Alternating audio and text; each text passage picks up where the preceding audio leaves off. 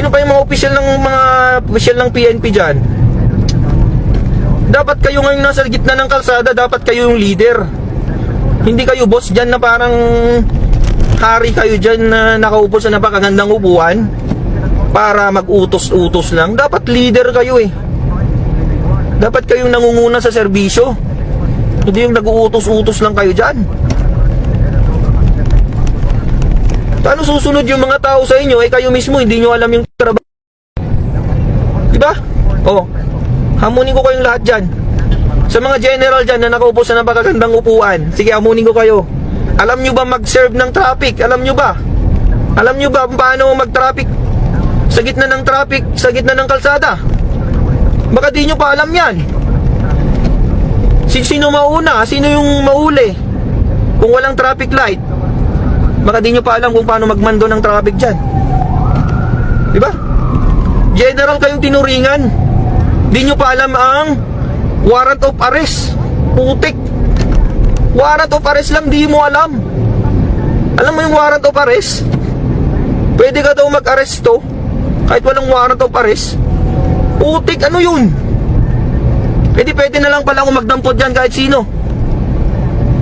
Diba? Di pwede na lang pala akong magdampot-dampot dyan kahit sino. Kasi trip ko eh. Oh, mukha kang kriminal ah. Sabi ko, oy, mukha kang kriminal, halika nga dito. Arestuin kita, trip kita eh. Tanungin nung tao. Tanungin ng tao, sir, anong kasalanan ko? May warrant ka ba, sir? Ay, anong warrant? Di ba? Anong warrant? Puntahan mo, ay, sama ka sa akin. Sa presinto mo malalaman yung warrant mo. Kasi gagawin pa lang yung warrant mo. What a funny, di ba? What a funny idea. Di ba? Pwede ba yun? Bawal yun, nasa constitution yun, mga kasama. Bawal na bawal mag-aresto ng walang warrant of arrest. Maliban na lang sa tatlong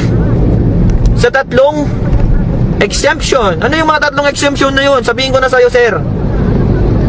Ang mga tatlong bagay lang na pwedeng mag-aresto is in flagrante delicto. Ano pa yung isa? Hot pursuit. Tsaka yung escape from prison. Diba? Yun lang yung tatlong bagay na yun para wala kang warrant of arrest. Lahat na ng mga bagay maliban sa tatlong yun dapat meron ng warrant of arrest. Meron din palang isa mga kasama. Meron palang isa na pwede kang mag-aresto ng walang warrant of arrest. Ano yun? Kapag yung sa tingin mo yung suspect, kapag sinirban mo ng warrant, pwede siyang tumakbo, pwede siyang manlaban. Kasi sasabihin mo sa kanya, oy Juan, sir Juan, halika nga dito, may warrant of arrest ka. Pag sinabi mong ganyan, may possibility kasi na manlaban siya. May possibility kasi na tumakbo siya. Nasa rules of court yan eh, diba? May possibility kasi na manlaban siya or tumakas siya. Kaya wag mo na lang munang ipakita yung warrant of arrest niya. Wag mo munang ipapakita sa kanya. Biglain mo na lang siyang huliin. Kung sa tingin mo tatakas siya, biglain mo siya, parang dadamputin mo siya bigla. Pupusasan mo na siya agad. Kasi nga, kapag sinabi mong may warrant siya, may kaso siya, baka tumakbo siya. E di hindi mo na siya mahuli. So, pwede yung sabihin mo, damputin mo na siya agad. Pero dapat pagkadampot mo sa kanya, agad-agad sabihin mo rin sa kanya at ipakita mo sa kanya yung warrant of arrest niya. At sabihin mo agad sa kanya yung mga rights niya, mga right to cancel, right to counsel, right to remain silent. Di ba? Di ba? Yun lang yun yung apat na circumstansya para maging warrantless arrest. Pero kung meron namang preliminary investigation yung kaso, kailangan ipakita mo yung warrant of arrest. Parang yung nangyari kay Rodrigo Duterte. May nangyaring preliminary investigation, mga kasama. May nangyaring investigasyon. Tapos Sasabihin nila, arestuhin kita kahit walang warrant of arrest. Pwede ba yun? Hindi po pwede yun, mga kasama. Kailangan ipakita mo muna yung warrant of arrest bago mo siya arestuhin. Bakit? Si Duterte ba tatakas ba yun kapag sinabihan mong may warrant of arrest siya? Di naman tatakas yun tsaka hindi naman manlalaban yun Prosecutor kaya yun, alam niya yung batas yun. Pero anong ginawa nyo sa kanya? Anong ginawa nyo sa kanya? Wala, mali yung ginawa nyo sa kanya. Inaresto nyo siya ng walang warrant of arrest at hindi nyo sinunod yung batas ng ICC.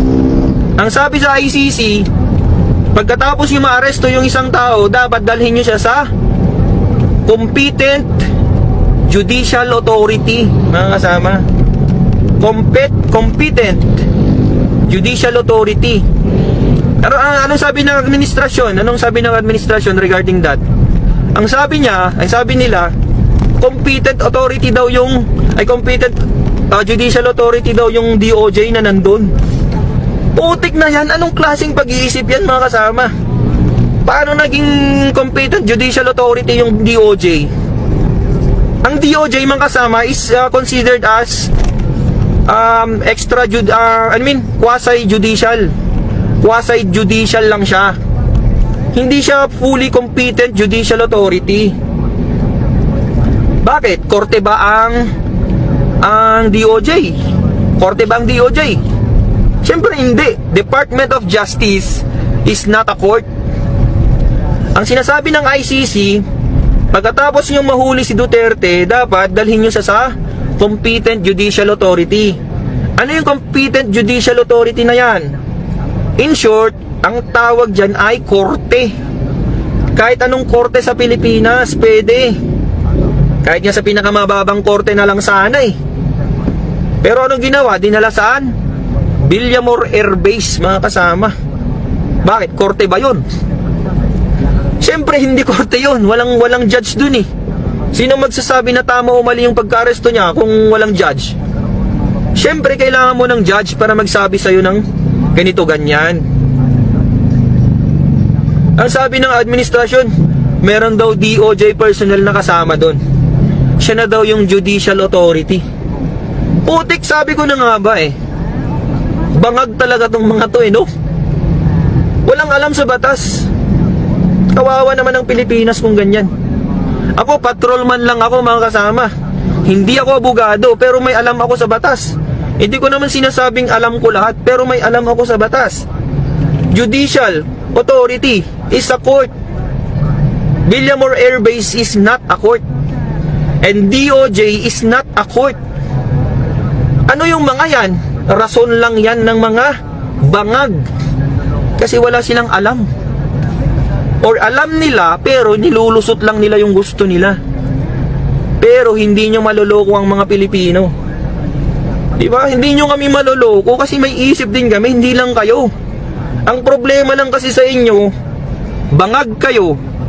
Kami, hindi kami bangag. Kasi nag-iisip kami, kayo hindi kayo nag-iisip. Ano ba yan? Anima bako nakmanin.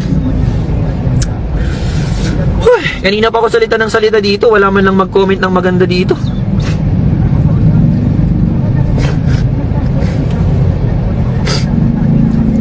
Ang pinaglalaban lang natin dito, mga kasama, hindi tayo partisan na, hindi tayo maka Duterte, hindi tayo maka Marcos.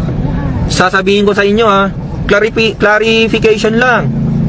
Hindi ako maka Marcos, hindi rin ako maka Duterte. Ang akin lang, ang sinasabi ko lang is mali yung pagka-aresto kay Duterte. 'Di ba? Maling-mali yung pagka-aresto sa kanya. Anong sabi sa batas kapag mali yung pagka-aresto sa kanya? O mga pulis, mga men in uniform dyan, tanungin ko kayo, anong mangyayari kapag mali yung pagka-aresto sa isang suspect? Ang tinatawag natin dyan, invalid arrest or unlawful arrest. Anong mangyayari dyan? Okay, sagot kayo. Anong mangyayari dyan kapag unlawful arrest o yung pagka-aresto ng isang suspect ay invalid or unlawful? Ano yun? Ang mangyayari dyan, mga kasama, kapag unlawful arrest or invalid arrest, it's considered as ano?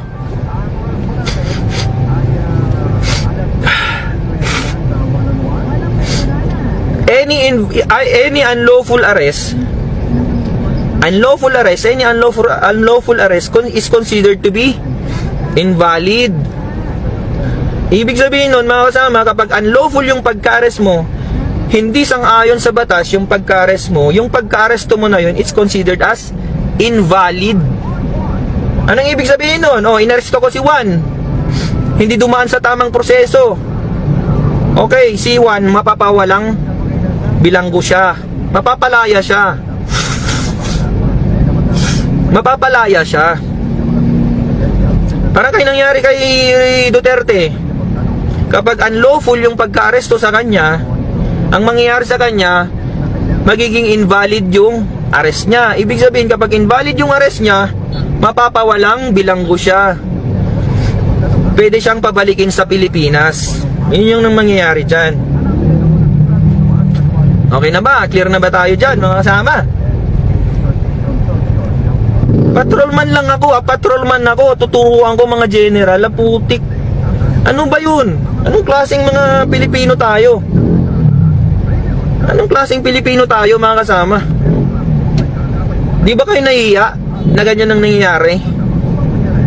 Yung pinakamababang pulis, siya pa ang nagtuturo sa mga pinakamatataas na pulis. What the hell? Mahiya naman kayo sa mga bumbunan nyo. Hindi nyo pa alam ang batas. Ang tagal nyo na sa serbisyo, di nyo alam ang batas. Ano ba yan? Nakakahiya tayo. Dismiss yung kaso, mapapawalang sala. Yun, yung sabi. Tama ka, sir. Si Benji Campomanes. Tama ka dyan, sir. Kapag mali yung pagka-aresto sa isang suspect, kapag unlawful, if it's not in accordance with the law, if you arrest the person not in accordance with the law, it's considered unlawful. And if it's unlawful arrest, it's considered invalid. And if it's invalid, it's already invalid from the beginning. Ibig sabihin, walang sala yung inaresto mo. Naintindihan nyo ba? Tatagalugin ko pa ba? Huwag na, kasi nakakapagod mag-explain. Basta alam nyo na yun. Walang sala si Rodrigo Duterte kasi mali yung pagka-aresto sa kanya. That's it.